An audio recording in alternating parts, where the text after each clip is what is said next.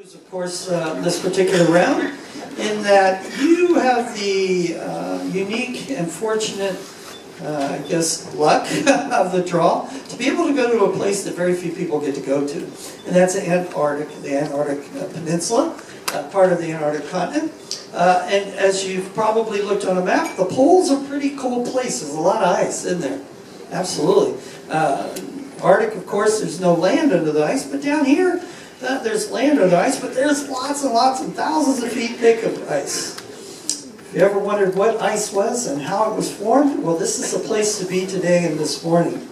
Now, we have an Antarctic expedition team on board the ship that's been giving you information. I'm going to continue to give you information all along through the trip, so you know as much as you can about the Antarctic. I'd like you to welcome today someone that's going to be presenting about Antarctic Ice 101, to give you the ins and outs, the cold and the not so cold of ice. Please give a warm Zaandam welcome to Guy Gutheridge.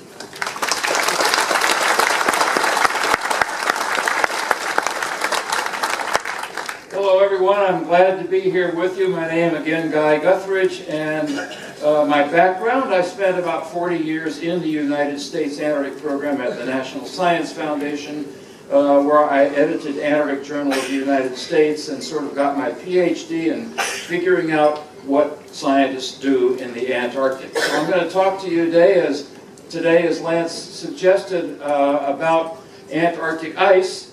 Antarctic ice, you can land on it, you can dock against it, you can build on it, you can build with it, you can drink it, you can take a shower in it, you can drill a hole in it. This is not Antarctica. And I wanted to show you, by way of a couple of pictures, that we are living on an ice house planet. And I'll explain that a bit further later on. But this is a picture of a temperate latitude area with ice caps on the top of a mountain. Somebody please tell me where this is. It's latitude 45 degrees south. I've got another hint for you. Everybody in this room has been there. All right. So that's 45 degrees latitude, and you've got ice on the top of a mountain that's roughly 5,000 feet high. Go almost to the equator, still in the southern hemisphere. Here is the famous Kilimanjaro. It's 19,000 feet high, and a good bit of it is covered by ice and snow, summer and winter. But if you want to see a lot of ice, you got to go to the Antarctic. And the first line up there is cut off. Maybe if you could, if anybody in the projection booth could bring that down a little bit. What it says is 88% of the ice in the world is in Antarctica. And the line that you can read, this ice is 80% of the world's fresh water. So add up all the fresh water and all the rivers and lakes and streams, multiply by 4, and that's the amount of fresh water in the Antarctic. This is a radar-sat image of the Antarctic, the surface of the Antarctic ice sheet, and it shows us, as near as we know now, what it looks like. As you can see, it is not entirely flat, even though when you're on the surface walking around, it does look flat. And the point of this image that it contains is that it contains an enormous amount of information that is useful to scientists. And so taking that same information and portraying it a different way, you can see Antarctica from an oblique view. And let's keep in mind that here's the Antarctic Peninsula where the ship will head in a few days. And over here is McMurdo Station, which Dave talked to you about, Transantarctic Mountains. This area is larger than the United States and Mexico put together. So taking that same information and looking at it in yet another way, here are the speeds of Antarctic ice as it moves with the, can you all in the booth up there, are you able to bring this down just a wee bit so that people can see the top of the slide? Okay, well what you're missing is the key for velocity, but it's going a little bit slower here and faster towards the coast. And these black lines, as I note, are ice divides, just like the continental divide in the United States, when rivers flow one way or the other, the same with ice in Antarctica. So here is Antarctica with the ice invisible. And you can see what Lance referred to. It's a continent under all of that ice. The ice is averaging 7,000 feet thick, and a good bit of vertical relief in the mountains and so forth. And yet again, if we take another look, we can see here how parts of Antarctica are below sea level, and that factors in very prominently in a number of ways, and in particular in West Antarctica, below sea level. And here you're looking at floating ice shelves. This one, called the Ross Ice Shelf, is as large as France.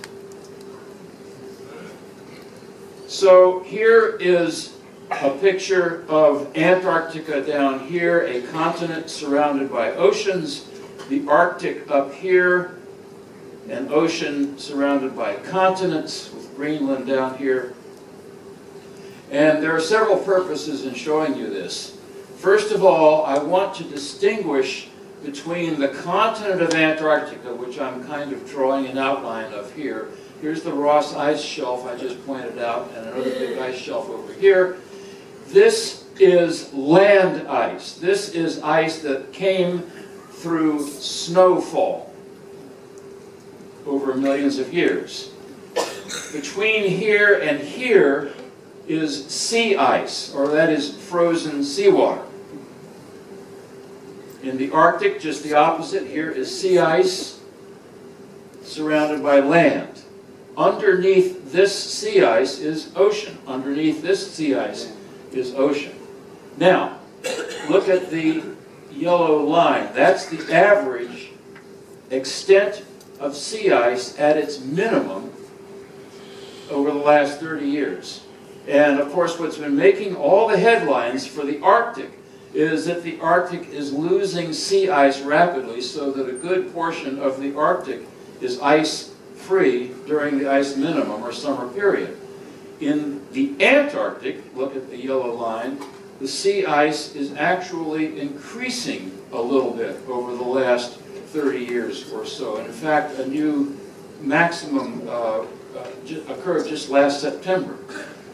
Now, the other thing, before we go away from this slide, I want to ask you a question, and I'm thinking about this graph up here. How many of you live in the Northern Hemisphere? Show of hands. A lot of you. How many of you live in the Southern Hemisphere? Not so many, and that's consistent. Anybody live anywhere else? That's consistent with this graph up here. Most of us live in the Northern Hemisphere. Most of us put our various pollutants up into the atmosphere in the Northern Hemisphere. That's why, if you're so lucky as to get to the South Pole, the technician might hand you a little vial with air inside that he collected at the South Pole, and the label on the vial says, "Cleanest air on Earth." Just before we leave this slide, the North Pole is far warmer on average over the course of a year than the South Pole is. By that number, you can see 36 degrees warmer. So the sea ice I told you about. Here is the annual growth and decay of sea ice. The ship will be going down here in the summertime, which is like that. And it will not go over on this side, the eastern side of the Antarctic Peninsula. As you can see, there is persistent sea ice over there, and this is an ice avoidance cruise.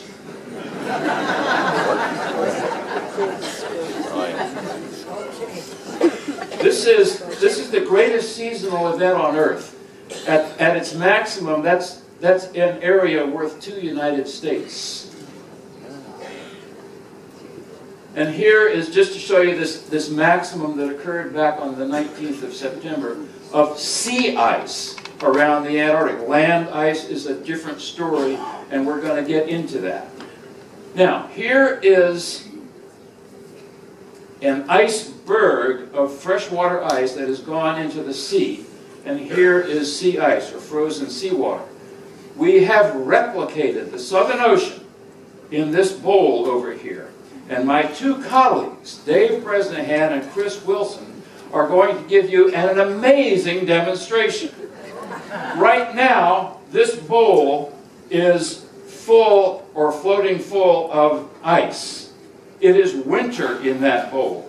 If we were to wait about an hour, it would be summer in that bowl because the ice would have melted. What would happen to the level of water in the bowl after it melts, after the ice melts? Stay the same. Now, my colleagues will give an amazing demonstration of land ice looking like this, calving into the Southern Ocean.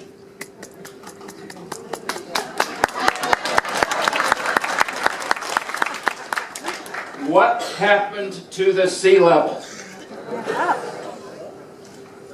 Thank you very much, and thank you, gentlemen.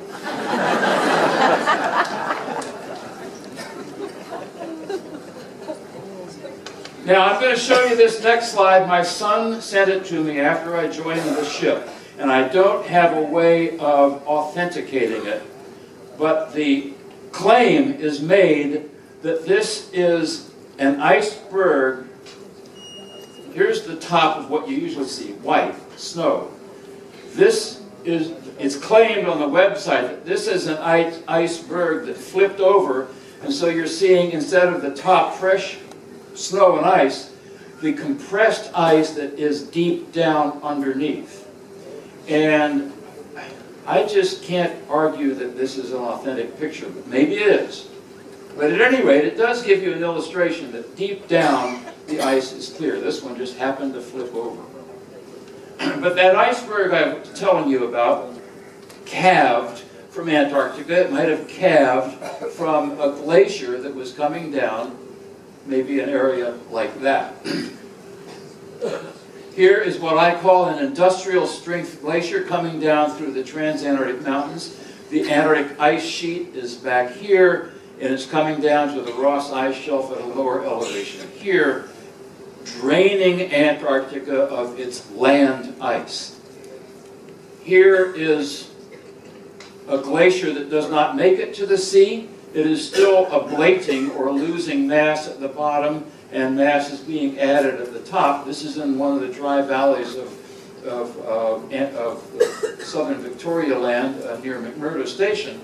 So there are different ways of having glaciers get to the sea or not. So the question is, most of the Antarctic looks like this, and how did all of this snow and ice get there? Well, as I said, it snows, and the snow can be in the form of ice crystals precipitating from a cloudless sky. And why does that happen? What's going on is that these so-called Hadley cells, here's Africa here, but here's South America where we are over here, it has them too, picking up moist, warm air from the surface. It goes up, flows towards the Antarctic where it cools. As it cools, it falls because it got heavier, and this ice precipitates out, again, either as snow or ice crystals. And this is a drawing, but here's the real thing, showing you 2 years worth. I'm not going to do the whole 2 years because it would take 7 minutes. But here is this, just a couple of points about this. A, the enormous amount of energy in the atmosphere around Antarctica. Red is faster winds, and the white is slower winds. And maybe you've already seen these tropical depressions, some of which form into hurricanes on the east coast of the United States. I love looking at this thing, but we're not going to spend 7 minutes on it. But at any rate, this is the way this warm air moves into the Antarctic. And snows. Despite all of that movement, much of the interior of the Antarctic gets almost no precipitation at all on an annual basis, just a couple of inches. So the area that I'm looking at here qualifies Antarctica as the world's largest desert in terms of precipitation. And what I mean by that is the people who study deserts, this is actually at 250 right here, or about 10 inches, say that less than 10 inches or 250 millimeters of precipitation in a year qualifies an area as a desert. So on those terms, Antarctica is a desert. The runner-up, of course, is the Sahara, and here again the 250 millimeters or about 10 inches. This enormous area here is slightly smaller than the area of Antarctica that qualifies as a desert.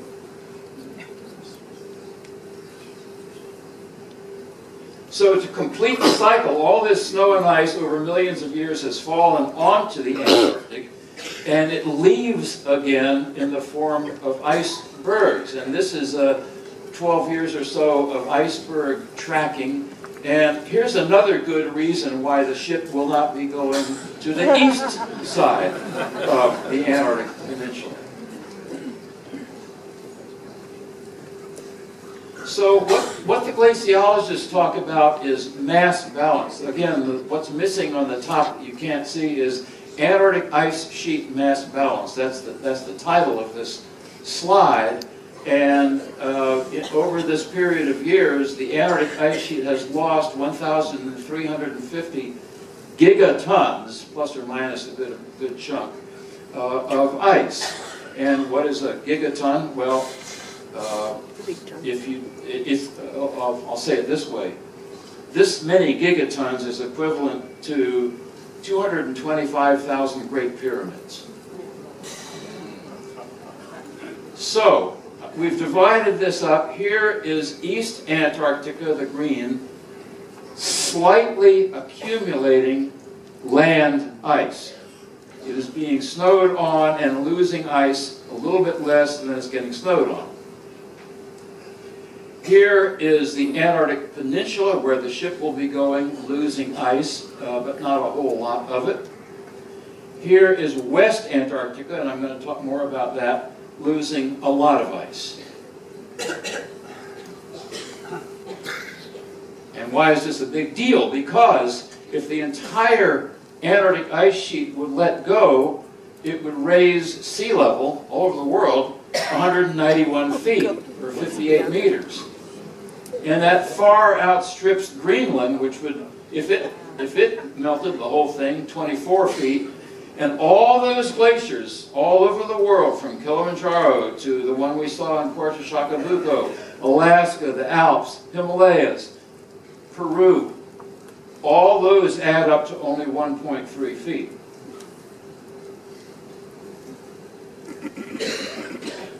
So here's what's actually going on in the last dozen years or so. Again, there are those same numbers I showed you just so that we can keep remembering them. Here are those glaciers I talked about losing a lot of ice mass over this period of about 20 years. Here is the green is the Greenland losing quite a bit, and then Antarctica losing some also. Now, just looking ahead, and this is what is on the minds of many, many people, here we are at the present, and here's the past, reality. And here are the projections. This is actually, well, okay, sorry, I didn't say that right. The present is going up here.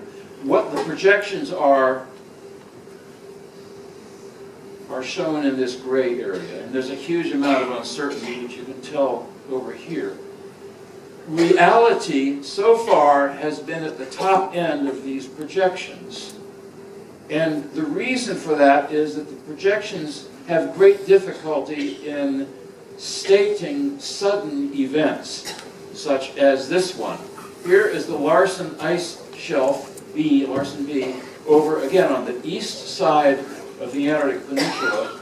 And in a period of about 3 weeks back in 2002, a huge amount of this ice shelf went away. And it's kind of hard to see the distinction. Here's sea ice filling in pretty quick, and also just broken ice, shelf ice. But this got headlines all over the world, and it's helping glaciologists understand the dynamic process of ice loss from Antarctica. Just this year, you can read Irreversible Retreat up here, a number of scientists using independent methods were published, and this got headlines, you probably remember. The assertion now is that this area of West Antarctica is in irreversible retreat. That is to say, the ice will not recover no matter what happens in terms of world climate.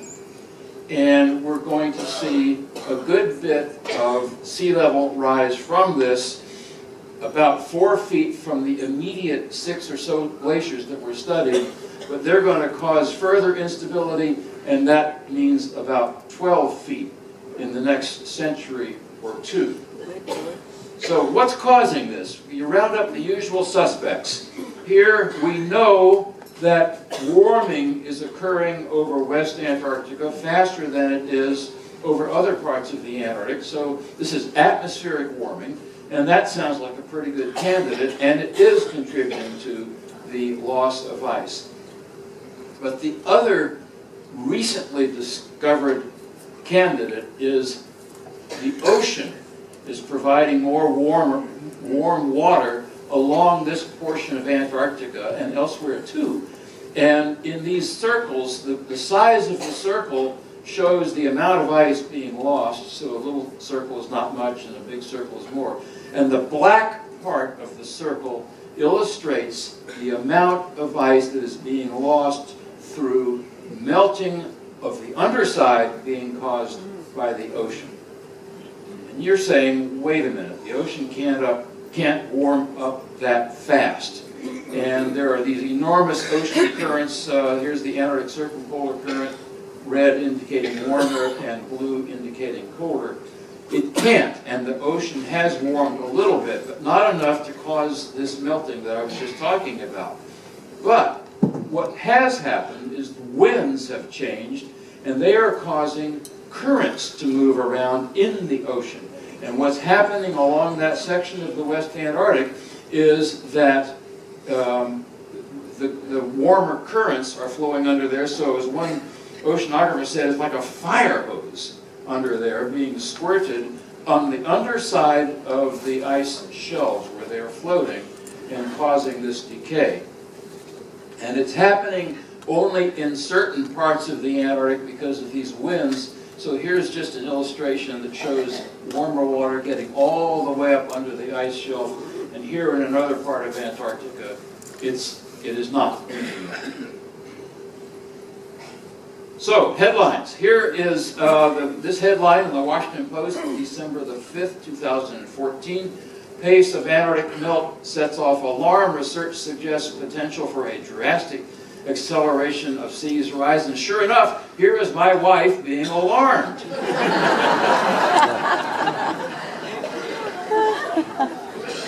But is anybody besides scientists and journalists paying attention? In the last year or so, I think I've seen quite a bit of attention. Now, Hurricane Sandy came through New York and New England in October of 2012, and it really got the attention of New Yorkers, among them the mayor of New York. And so they, again, you can't see the top. What it says is New York City Panel on Climate Change says if we were to spend about $19.5 billion over 10 years rebuilding and making New York City more resilient so the subways don't flood and have to shut down and so forth, that would just slightly exceed the $19 billion worth of loss that came about from Hurricane Sandy. So this report has New Yorkers for the competitive reason of wanting to beat out London and having hold on to their financial market and so forth, figuring out how to be more resilient in terms of future sea level rise. Here's a quote: "The New York City panel on climate change projects that by mid-century sea levels could rise by more than 2.5 feet, especially if polar ice sheets melt at a more rapid rate than previously anticipated." Bloomberg, here he is, Michael Bloomberg, who now is no longer the mayor of New York, said, wait a minute, this is a national issue. And he got together with a few of his pals, and they now have going what they call the Risky Business Project. Here are just 5 of the 10 people who are on this panel, and they have already published back in June, okay, the first line was risky business, the economic risks of climate change in the United States. They're projecting the losses that you see here in just coastal property. They had another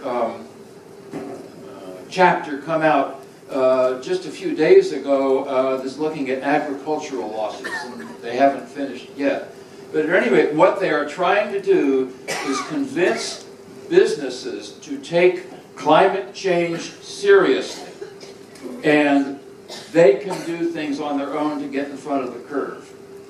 But these folks aren't the only ones. The Department of Defense has put out a report again last year, and I like the second bullet here. Scientists are converging toward consensus on future climate projections.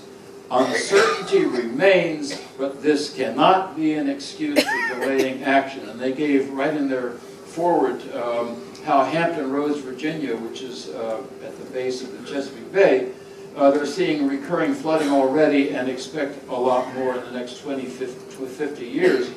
A rising tide like lifts all ships, but it does not lift the docks.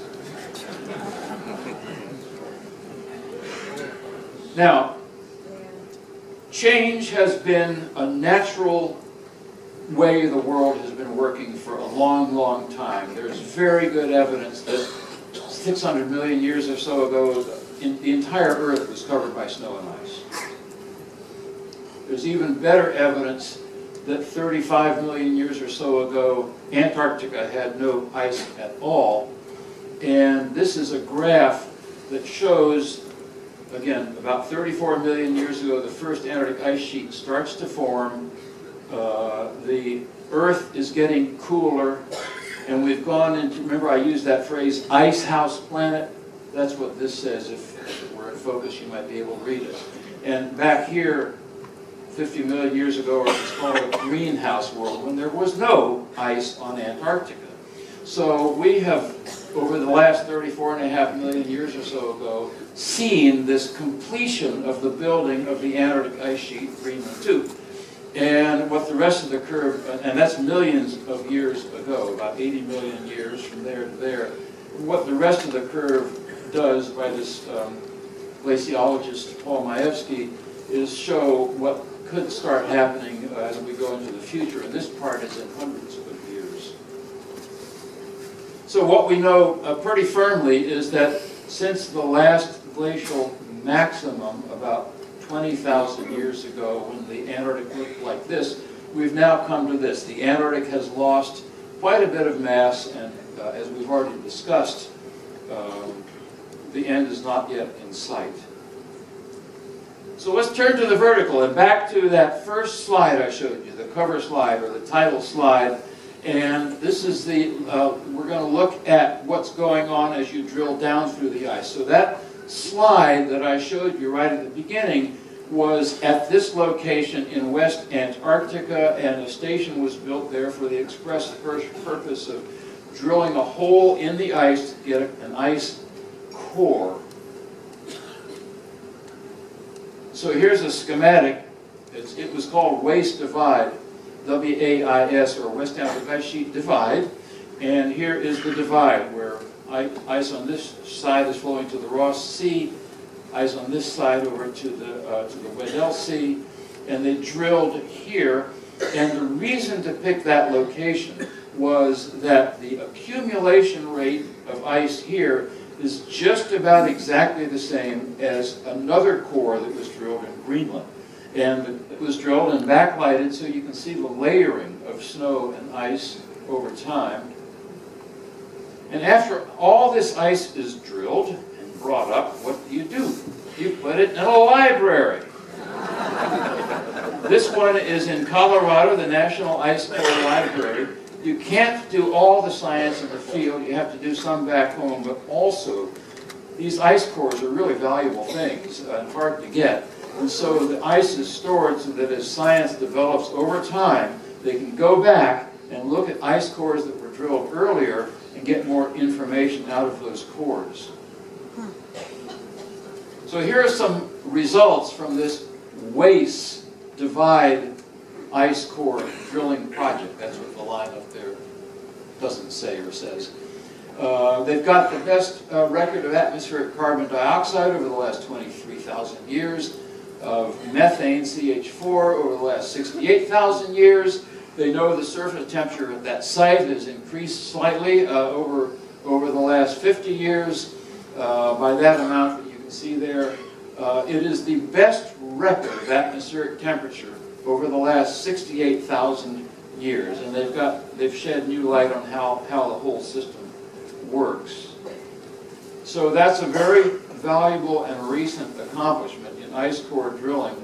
Earlier, some time ago, an ice core was drilled where the ice accumulation was much less at a place called Vostok, a Russian station in East Antarctica, and so they got a longer record going back 420,000 years ago. But they also got something else. There's more information from not just this core, but a lot of surface work too, that shows that beneath is this Lake Vostok, which is as big as Lake Ontario, and ice is actually freezing onto the ice sheet as it moves from the bottom. So what you get in Antarctica, amongst other unusual things, is water flowing uphill. And this is just a schematic. Snow and ice build up from the top, and then freezing water builds up from the bottom. Here's just I'm doing only one slide like this. It's just the front page of a scientific paper, which is a famous scientific paper, and true to form, I've left off the last line of the first line at the top, which says, climate and atmospheric history of the past 420,000 years from the Vostok Ice Core, Antarctica. You've got here 19 authors from 6 institutions in 3 countries, France, the United States, and Russia, who collaborated in this very complex project to produce a lot of new information. This is back in 1999 about the ice. That ice core plus another one drilled by Europeans produced this pretty famous curve going back over the last 800,000 years, which shows the correlation between temperature, methane, and carbon dioxide in past atmospheres. So that's what we're getting out of Antarctic ice. It is the best record of past climates and past atmospheric constituents that we have on the planet. Just turning to some practical uses of ice, and here is McMurdo Station. Dave showed you some pictures. You can land an airplane on the ice runway, which is quite near McMurdo Station. And there's another so-called prepared ice surface runway not far away from McMurdo where they can land wheeled airplanes as well. So that's one use. Here is a commercial use of what they call blue ice runways. This is not far from the base of the Antarctic Peninsula, where you can, instead of coming to Antarctica on a ship, you can go on an airplane and actually fly to the South Pole, using this blue ice runway as a staging area.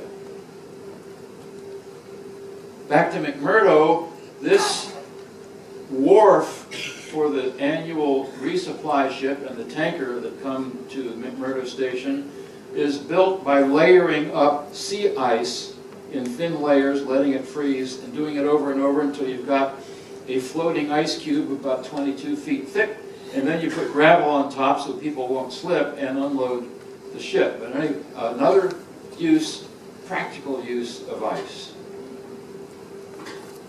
Even when it's below freezing, the sun can affect your food supply. So if you go out in a camp, you can build yourself a freezer.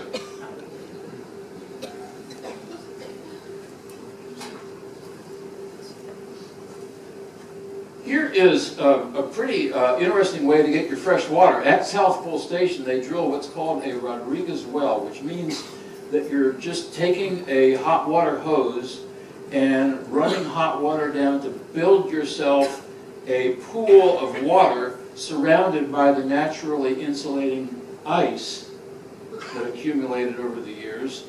And as that water is used up, it becomes an empty cavity. But as soon as you made the pool of water, what has happened is that micrometeorites that fell as the snow and ice fell, fall to the bottom. And they picked up these micrometeorites, and it was a great way to get a better understanding of the solar system.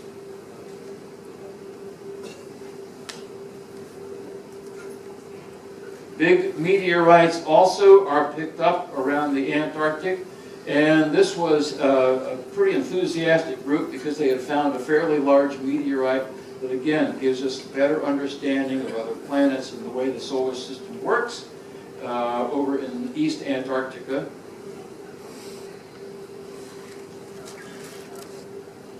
And this has been done, this work of collecting meteorites has been done in quite a few areas of the Antarctic, but always in a place that has a special characteristic, and that is that wherever the meteorites fall, they join the moving ice sheet, snow falls on top of them, and the ice sheet bangs up against a mountain, and there is what a so-called ablation zone of ice where the meteorites are now traveling back up again, and as the snow melts away or ablates away, the meteorites are lying there on the surface ready to be picked up.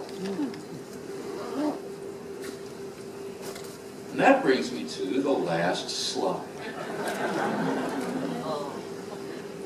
Back to the glaciologists doing those ice cores. Ice cores are precious, but there's always enough left over for a drink or two. And you've already heard about how that the compressed ice makes popping noises. So at any rate, this is Paul Majewski, who I mentioned earlier, one of our very prominent U.S. glaciologists. And sometimes when glaciologists are not doing glaciology, they do regular things like get married, which is what Paul did. And at his party, well, I think you're putting two and two together here. So I want to just read you a paragraph to conclude this little presentation about Antarctic ice. It starts as snow at the surface. At a few tens of meters depth, you have real ice. The snow gets squeezed as more falls on top. The air bubbles that came along for the ride on this down escalator get trapped and squeezed to almost nothingness. The bubbles contain carbon dioxide and anything else that was in the atmosphere when the snow fell. Put a cube of that ice in your favorite beverage, and it pops as those gas bubbles escape. You get a little puff of air in your nose if your nose is over the glass. It's not as though it necessarily smells like anything, but the last time anything smelled that air was 100,000 years ago. So yes, for his wedding reception, Paul had water from Greenland ice and Antarctic ice for his guest to drink. So thank you for listening. That's just a little bit about Antarctic ice.